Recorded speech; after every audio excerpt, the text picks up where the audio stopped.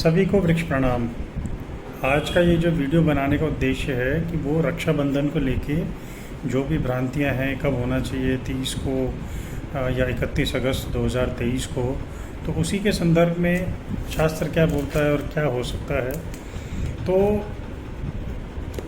पंचांग के अनुसार कहते हैं कि रक्षाबंधन जब करते हैं उस समय पे भद्रा नहीं होनी चाहिए, भद्रा रहित रक्षाबंधन होना चाहिए। और उस दिन पूर्णमासी के दिन भद्रा लग रही है, तो कब करें रक्षाबंधन, किस दिन करना चाहिए, क्या मुहूर्त है। तो उस दिन का पंचांग अगर मैं बात करूं तो 30 अगस्त को 10:58 पर चतुर्दशी तिथि समाप्त हो रही है। इसका मतलब 10:59 से पूर्णमासी लग रही है।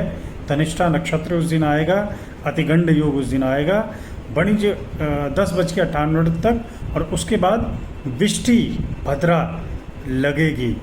तो 10:58 से रात के 9:01 तक विष्टि अर्थात भद्रा को कहा जाता है विष्टि, वो लग जाएगी। तो इसलिए कहा जाता है कि विष्टि में, भद्रा में रक्षाबंधन नहीं करते।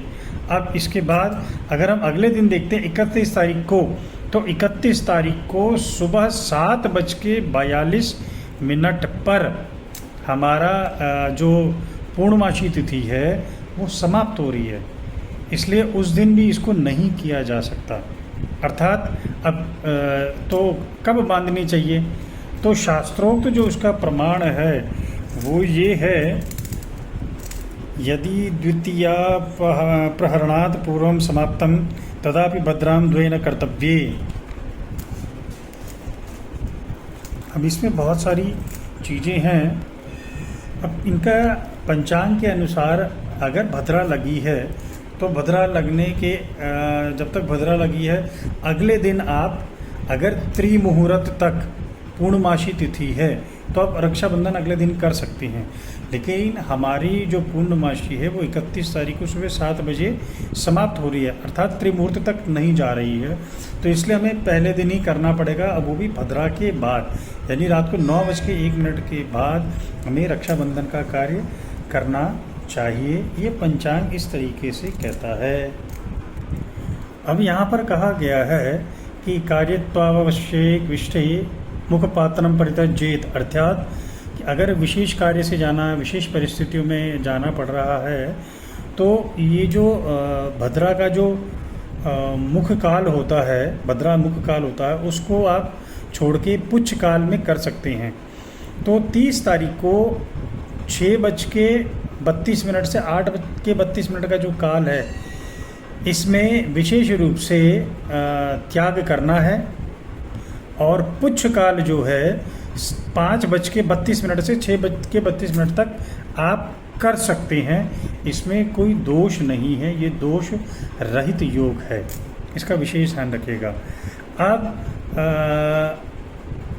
अगर हम इसमें देखें तो यहाँ पर अलग अलग प्रकार से और भी प्रसंग आते हैं कि जैसे कुछ और भी मुहूर्त होते हैं, जैसे चौघड़ियाँ होगी, अभिजीत मुहूर्त हो गया, गोधूली काल हो गया। तो इनको भी परिस्थिति से में, विपरीत परिस्थिति में प्रयोग किया जा सकता है। 30 तारीख को अभिजीत मुहूर्त है 11:56 से 12:47 तक। ये जो पीरियड है इसमें भी आप कर सकते हैं। उसके बाद अगर हम 30 तारीख को देखें तो सुबह 6 बजे से लेकर के 9:10 तक लाभ और अमृत की चौघड़ी है, इसमें कर सकते हैं। 10:46 से 12:22 तक शुभ की चौघड़ी है, इसमें कर सकते हैं। 3:33 से 6:44 तक चर और लाभ की चौघड़ी है, इसमें भी कर सकते हैं।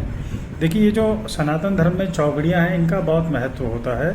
इनमें किसी भी प्रकार को किया जा सकता है, किसी भी कार्य को प्रारंभ किया जा सकता है, किसी भी शुभ कार्य को कर सकते हैं। अगर हमारा को कोई काम करना है, उस दिन कोई मुहूर्त नहीं है, तो हम इनको यूज़ कर सकते हैं। और गोधूली मुहूर्त किसको बोलते हैं?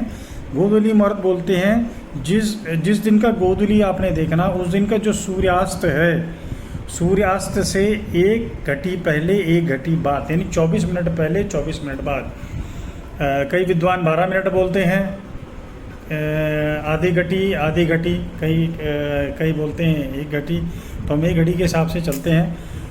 6:44 से 24 मिनट पहले, यानी 6:20 और 6:44 से 24 मिनट बाद, यानी 7:08। ये जो मुहूर्त है, इस मुहूर्त में आप रक्षाबंधन कर सकते हैं। ये उपयोगी रहेगा, शास्त्र सम्मत है, इसमें किसी प्रकार का कोई दोष नहीं है। अपने भाई की लंबी आयु के लिए, कामना के लिए आप प्रार्थना कर सकते हैं भगवान से। येन बद्धो बलि राजा दानवेंद्रो महाबला तेन त्वाम प्रतिपत्नामि रक्षेमांचलमांचला। इस मंत्र से आप रक्षाबंधन का जो धागा है, राखी का धागा, वो अपने भाई को बांधें, आरती उतारें, प्रभु से प्रार्थना करें, उसकी लंबी कामना हो। आशा करता हूँ ये जो वीडियो है आपके लिए लाभकारी होगा। जितना हो सके आप इसको लोगों तक भी भेजें। प्रणाम करता हूँ। सुखी रहें, स्वस्थ रहें, वृक्ष लगाएं, भविष्य बचाएं। सभी को प्रणाम।